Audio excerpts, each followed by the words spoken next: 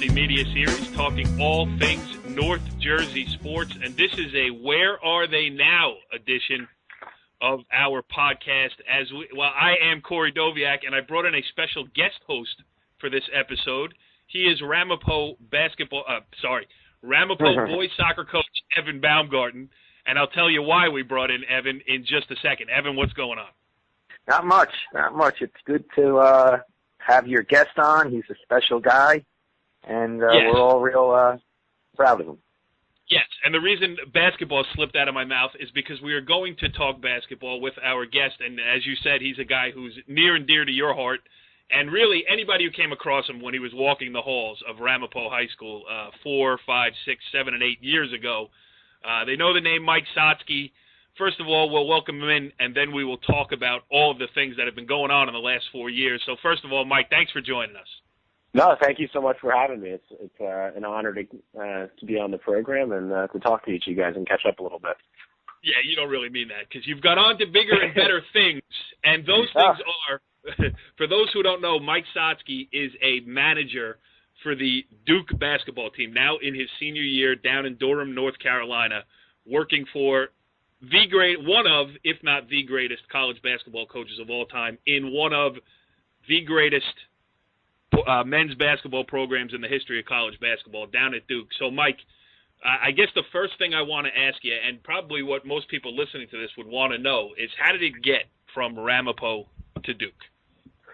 Yeah, so, I always loved basketball, and I knew that whichever college I ended up going to, that I'd want to be involved with the basketball program there. And in terms of college choice, I wanted to go to a place that was most importantly good academically, but also that had good school spirit, both in athletics and other extracurriculars. And so Duke was honestly an obvious choice for me. And that not to mention the fact that I had always been a Duke basketball fan and particularly was always a Coach K fan. And so when I got on campus, there was no way to apply early to be a manager or anything like that. So when I got on campus, I went through the normal application process, which is essentially a cover letter, resume, and a couple rounds of interviews. And I got the job. And I think that my experiences at Ramapo were definitely very helpful for getting that job. I was able to show kind of my work with basketball programs before and involvement with athletics at a high-level school, which I think was really helpful. And then once I got the job, basically you're grandfathered in. So once you're a manager as a freshman, you stay with it all 4 years. That's the expectation, and that's what I've done. And the role just gets better every year, and your privileges get better, and the activities you're doing are better. And so it's been really an amazing experience. Yeah, I want to talk about all of those things too. But, I think the key point there, and Evan, maybe you could give us a little background too, because before we came on the air here, I was kidding around. Back in the day when they were doing the Ramapo High School basketball photo shoots, Mike Sotsky was always involved, never in uniform. Always with the clipboard. I would say, Mike, can we get the team picture together? He would get the guys and always had that, you knew he was where he was going with this. And a lot of times sitting in the chair that I sit in, you see kids go on and do great things. And sometimes you say, wow, I wonder, I knew that kid when he was 15, 16 years old, and I can't believe he got that far. With Mike Sotsky, it is not that way. You could see this coming a mile away. He had it planned. He did it with no help, no inside information. He went and through the procedure that a zillion other kids could have followed. Obviously, he was a good enough student to get into Duke, which is probably the biggest lesson here, is to get good grades, to give yourself the options. But then he just went after it. And I remember calling him the young Brad Stevens when Brad Stevens was the head coach at Butler. But, Evan, maybe you could shed a little light on Mike Sotsky, who you did coach on the soccer side. Yeah, I wasn't very good at that sport, though. So. You were good enough. But he was very helpful to the program. And, as you know, to go to Duke, you have to be a good student. But where I see Mike's strength is, along with that, is his ability to cultivate relationships with people and, make people feel good about themselves. And he's always done that. And I think, when you're around him, you feel better about yourself. And, that's the type of personality that I see in him, parts of his personality that are just tremendous, attributes. And I agree 100%. Just organized, so many good things, everything you just said. All right, Mike, so let's get into the job now, because it's one of the coolest jobs that a college kid could possibly have. I mean, to get in at Duke, talk about maybe your freshman year. I'm sure you got the worst jobs available, which are still good jobs comparatively, and then take us through like some of the things before we get into some of the specifics, and I'll just bring it up and then we'll touch on them. Interning for USA Basketball, correct? Yes, did that this past summer. And also in the NBA, and we'll get to those things. But talk first, like what a manager's job is, because, kids listening to this might be trying to, shoot for the same path. So what can they expect? And, take us through the progression of the job. Yeah, absolutely. I'm not sure exactly what the position entails at other schools, but I can definitely speak to what it's like at Duke, and I'm sure that it's similar at comparable basketball programs. So basically, once I got the job as a freshman, my main responsibility was doing filming of practices, of games, and of opponents' teams' games. This way we were prepared on all those fronts for our video needs. And then on top of that, it was all of the sort of menial tasks that are always associated with being a manager, or better known, water boy. So that would be filling up cups, literally, with Gatorade water, all that kind of stuff, wiping the floor when guys fall. My freshman year for games, I would sit underneath the basket, and I was that kid with the towel that ran out when guys fell on the floor in games.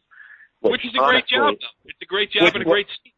Well, and I was going to say, in my 4 years now that I've sat in every seat I can as a manager, I can say that's still my favorite, because you were literally right in the action, and I had to catch a few players every now and again. So that was a really good start. And then, like I said before, as you get older, your jobs just get better. So as a sophomore, you were no longer really doing film stuff. You were more assisting with drills and helping the coaches more. And then as a junior and senior, it's been a lot of stats work. We have a new stats software, which I've tried to help quite a bit with. And then this year I've also done some work with our coaches on scouting and things like that. So the role has just gotten better as I've gotten older, and it's been an amazing learning experience for me every step of the way. Go ahead, Evan. I don't want to monopolize all the time here. Here's my question. How many people, Mike, applied for that job that you applied for? Yeah, so I think we usually get somewhere around 150 applications a year, and the target number is usually 3 or 4. My year we hired 4, and I'm really lucky that we're all best friends, the 4 of us that got it. One of the 4 actually is Sean Kelly, who's a walk-on the team now.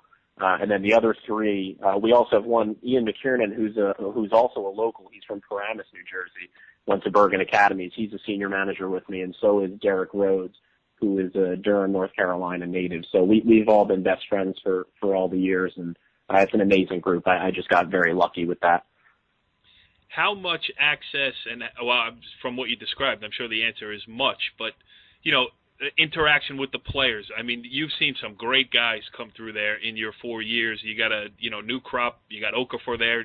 Evan and I were at the game on Thursday night at the Meadowlands. We got to see those guys up close. You get to do it every day. I mean, talk about the relationships you have with these players. I mean, I'm sure they appreciate the job that you guys do. Absolutely, and you kind of hit the nail right in the head by saying they're great guys first, and that's sort of how I see them.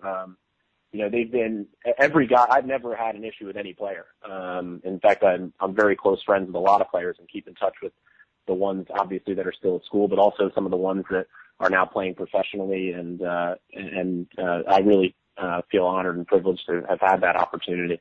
And one of the things that's been fun for me too in the 4 years has been that we've had a lot of really different kinds of teams. My sophomore year, we were a mostly senior team. 3 of our starters were Mason Plumlee, Ryan Kelly, and Seth Curry, who are all very accomplished players and were great senior leaders. And then this year, Quinn has been an amazing leader for us. But we also have sort of the 4 stud freshmen, and you mentioned Jahlil Okafor, but Tyus Jones is also a great player and a great point guard. Grayson Allen and Justice Winslow. My relationships with all the players are great. They've been really amazing to work with, and like in anything, you learn more from them than they learn from you or from working with you. So I've definitely been the beneficiary there.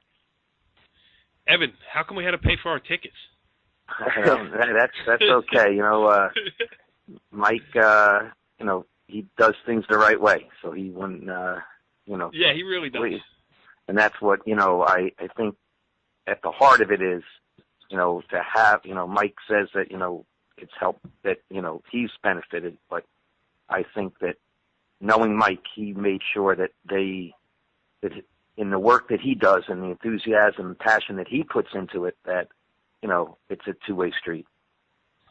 When did you know, Mike, that this was this was the target? I know it was in high school, but when, even before that, when did you start saying, like, you didn't play basketball, you managed basketball when you were in high school.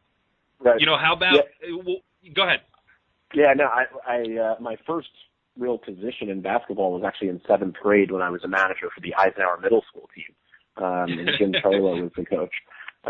So that was honestly, I kind of did that just because I had some free time. And then that was when I really realized how much I loved it.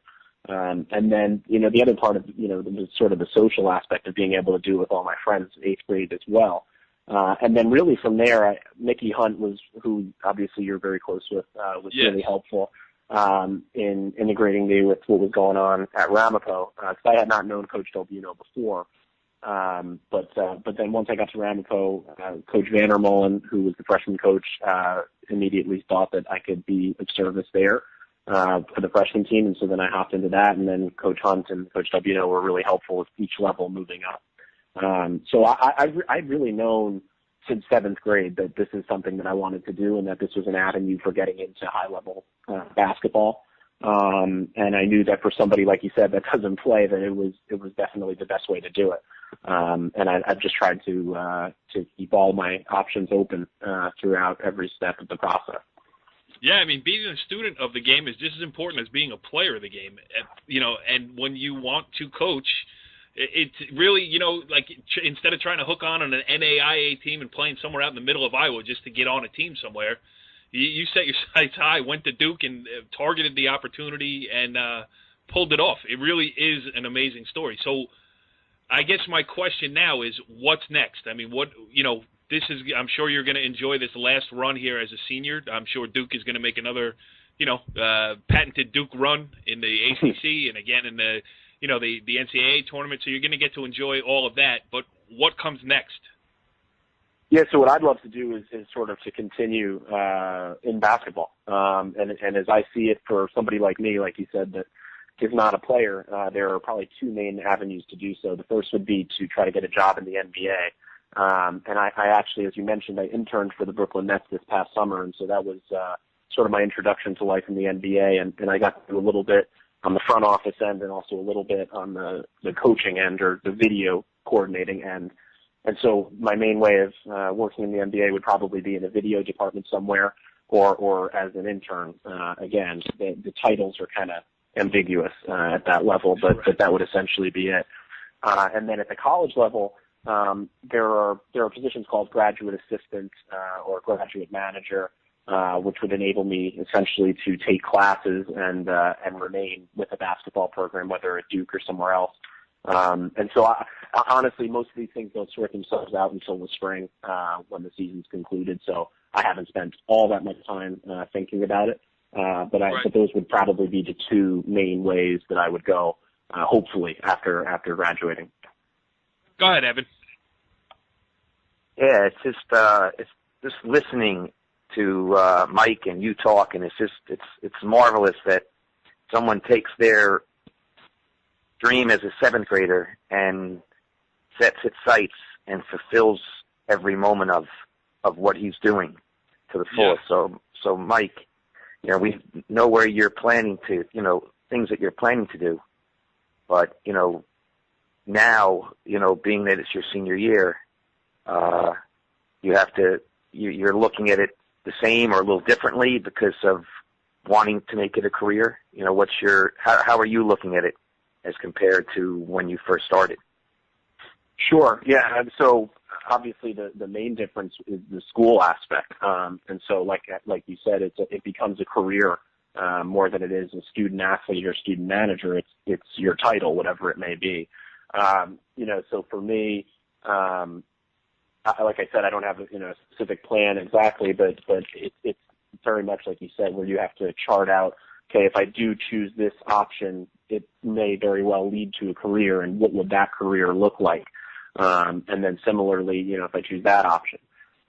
Whereas before, I sort of had exactly, step by step how this would have to go in order for me to get to where I wanted to be. So I guess the difference is on the career end is sort of the uncertainty aspect.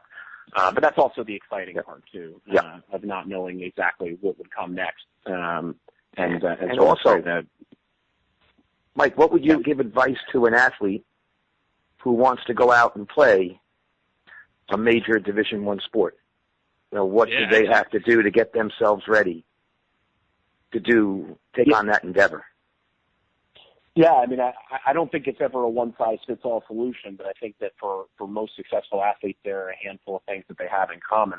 The first is work ethic. There's really very little that, you can control, but your work ethic is one thing you definitely can. And so whatever cards you're dealt, that's something that you can always work hard and you can always try to improve yourself. And then that goes in both the athletic aspect and the academic aspect. In order to keep all of your doors open for your athletic career, you're well off to do well academically because that just assists the cause. And then in addition to that, really to understand the value of team. At Duke, that's something that is ingrained in you from the moment that you're part of the program. And I think it's really the main reason that Duke's been so successful for so long. You're a small part of a big operation, and nobody's able to win by themselves in the team sport ever. And so to understand that and to, the question that I think athletes should always be asking themselves is, what can I do to help the team become successful? And if you're asking that, it'll lead you to, like I said, having the work ethic to improve yourself so that you can better help your teammates. And that's when things operate at a really high level. Ev, how great is Mike Sotsky? That's my question for you. How great is he? To be honest, I think it all, and hopefully he'll agree with me, all stems from his parents. His mom and dad are special absolutely. People who always are there, and his mom has helped me with, his mom's a doctor. She's a doctor and, has helped me with when my mom was sick. And, I think the things he got from both his parents being doctors and just the type of people they are. I got the opportunity to spend 2 weeks in Europe, of course, with Mike and his dad. Right. And what a great experience for me. Not Mike, but to meet his dad and spend time with his dad, and his dad and I are big ice cream fans. So he became a big ice cream fan. But just great people, and I think they help, I think, mold Mike into the type of person that he is. Mike, let me ask you a question, because Evan is humble. We went to dinner the other night after the UConn game, and the three guys that were sitting around the table with him couldn't pull out the amount of career wins that he had. He doesn't want to talk about it. He's not interested in that. He's interested in each team's journey every season and making sure, a lot of the stuff that you say about the way Coach K runs it at Duke. I mean, you got to see it with Evan, too. Obviously, it's a different level, but for North Jersey, and again, Evan, cover your ears, Ramapo boys soccer is the Duke of North Jersey, soccer, that type of way. So how much can you make it? I'm not asking you to compare Evan Baumgarten to Coach K, but you got to see that at the high school level and then taken up a notch, in the high-stakes, high-money world of big-time college athletics.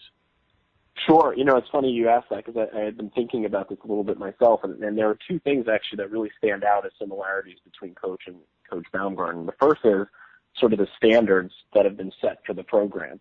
And particularly the one that stood out to me was the practice time. I don't think any team practiced harder than we practiced at Ramapo. Practiced harder and smarter. And that's a testament to the way that Coach Baumgarten structured the practices and, the motivation that he provided for us, like I said before, to get better every day and to become a team together. If you practice like champions every day, then it'll probably lead to good results in games. And then the second thing, even though I know he still won't use the word winning, it happens to be one of my favorites. So we did some of that too while I was there, and since I've left. And then the second one is the teamwork component. I remember I think it was my junior year, and we might have done it again when I was a senior. We had a meeting right outside that that little stand next to the Ramapo football field, or football and soccer field, and we talked about just the concept of team and Coach Baumgarten's experiences.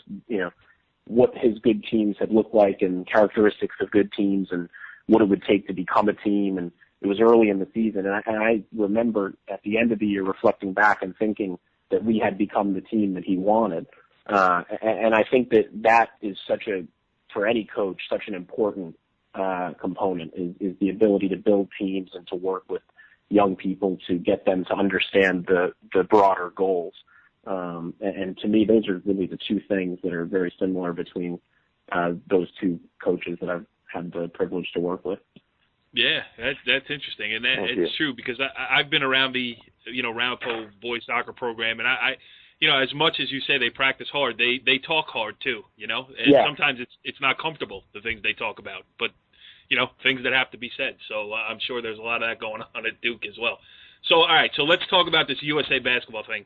Where were you? In Chicago, other places? Already you're leading the basketball life where it's taking you all over the place, and, you're getting to see these great athletes, great games, great everything else on a close-up basis. Talk about that experience with USA basketball, and it just goes to show you it's great to hitch your wagon to a guy like Coach K, because he's in the, not only a Hall of Famer. I mean, if there was a Super Hall of Fame, he'd be in that too. Yeah, I mean, for sure. And he was incredibly generous to provide us with all of the resources he did in allowing us to do that and in offering us to do that experience at all. Right. So what we were able to do was to go to 3 locations with the team. The first was Las Vegas, which is where they had a training camp for a week. And, he put us up at the Wynn. I mean, it was an amazing experience. And I learned just immense amount of information, basketball and other, from all the people that were working there. I mean, you had anyone that you'd want to meet from the NBA, some working as assistant coaches for the team and others that were there just to kind of scout or check it out. Right. I mean, I remember looking over in the stands, and it was, a trio of 3 people. It was Brad Stevens, Dan Van Gundy, Derek Fisher, and I think Steve Kerr as well, and the 4 of them were just chit-chatting, in the stands, which is not something you see every day. Yeah, how much did you want to just go down and sit in the middle of those 4? I tried to, but unfortunately I had a job to do. But it wasn't all bad, because the job I was doing involved listening to Coach Thibodeau breaking down defensive principles, and really that was just an enlightening experience. How much? And so, a question of ignorance for me. How much coaching actually goes on at that level? Oh, a ton. It's incredibly detailed, incredibly high level.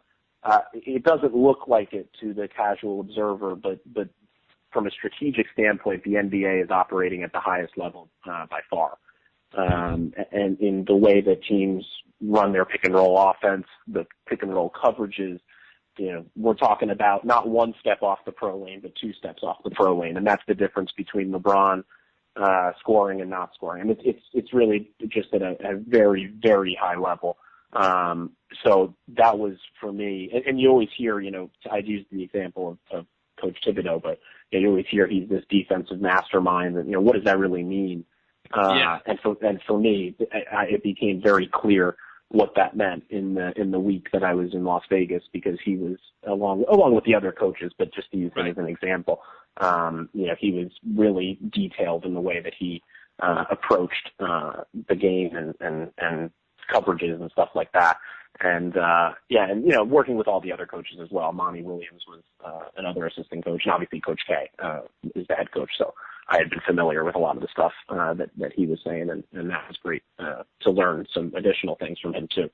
Okay. But so we're in Las Vegas for 7 days, and then from there we had a little bit of time off, I think, and then we went to Chicago where we played a scrimmage against, I believe, Brazil, and then New York for 2 other scrimmages against Dominican Republic and Puerto Rico.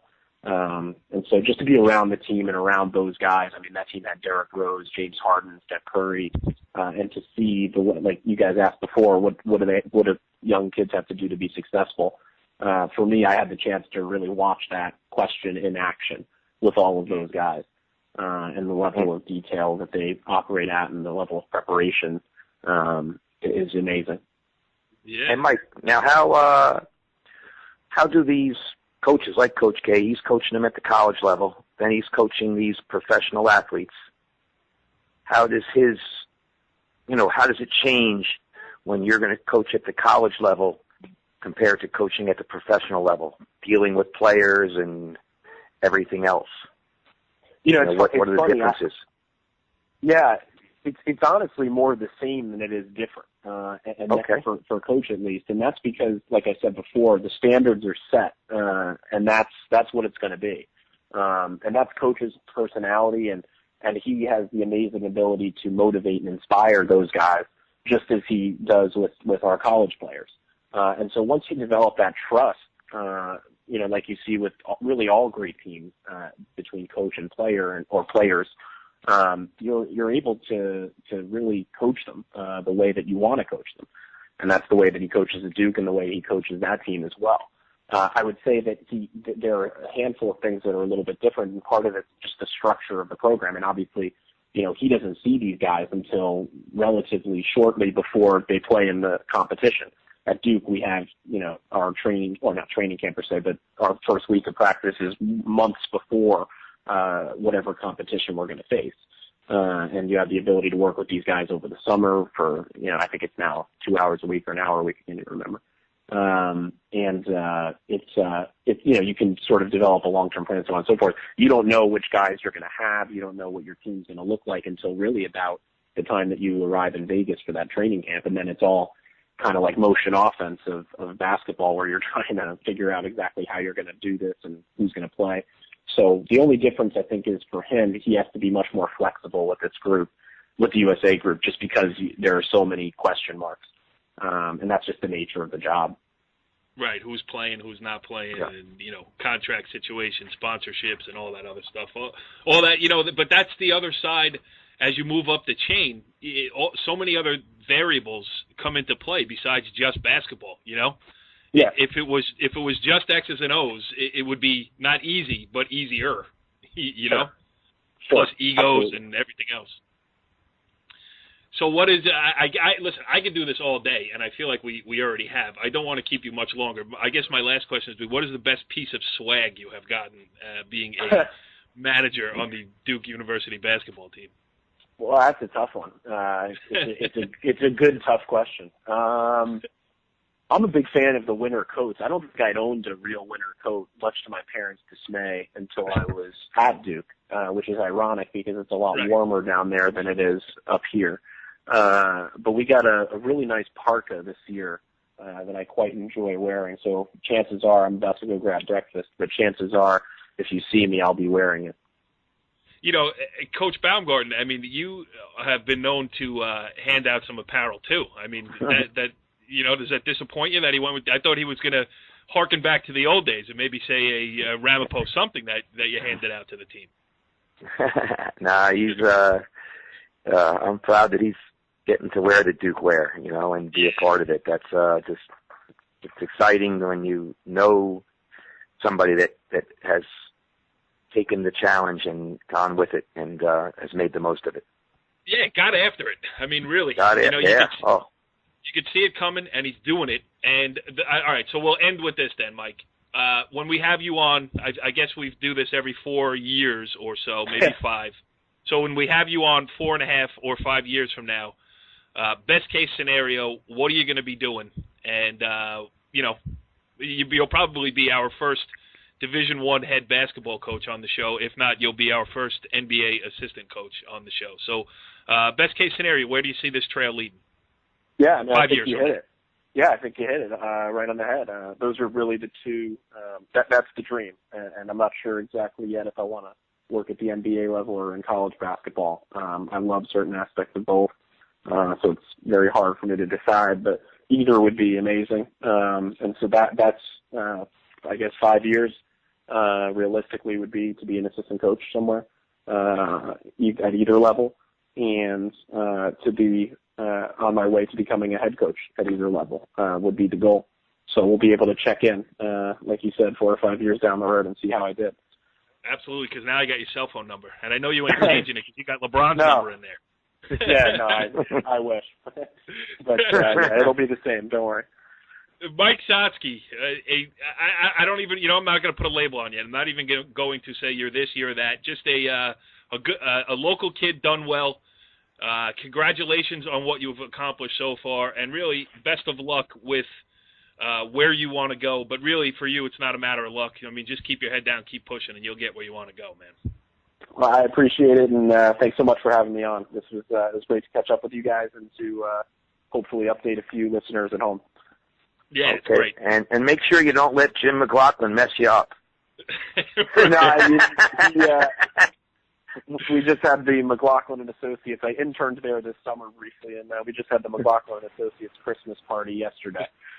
So I stayed away from him as much as possible, but everybody else was good. So. Ev, you see the way Jimmy gets his hands in there? Yeah, Jim's the best. He's the best. He's a great guy, too. Good stuff, Mike. Thanks again. And tell Rick King down in the Duke Athletic Department, tell him Dirty Boy says hello. Follow the leader.